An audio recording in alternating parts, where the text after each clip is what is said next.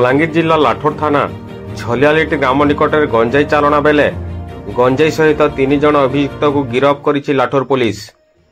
सूचना अनुसार शनिवार राति बलांगीर जिला खपराखोल पटरू पड़ोशी छत्तीसगढ़ एक बोलेरो पिकअप गाड़ी जोगे गंजाई चालाण करुवा बेले लाठोर पुलिस कौनसी सूत्र खबर पाई थाना अधिकारी राकेश बेहरा नेतृत्व में सदल बल चढ़ाऊ करी पिकअप भैन सहित 2 बाइक और 3 जन अभियुक्त को गिरफ्त करिबारे सफल होइथवा बेले ड्राइवर फेरार सूचना मिली।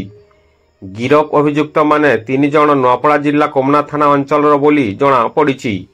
परे मजिस्ट्रेट दायित्व रे थिबा खपराखोल तहसीलदार को उपस्थित रे गंजाई ओजन करने को 13 क्विंटाल 19 केजी बोली पुलिस सूत्र सूचना मिली। जबत गंजाई अनुमानिक मूल्य 60 लाख रु अधिक हेबो बोली जना जाइछि। एही बेआईन गंजाई चालाणर मुख्य आसामी को धरिबा पई पुलिस अधिक तदन जारी रखिछि।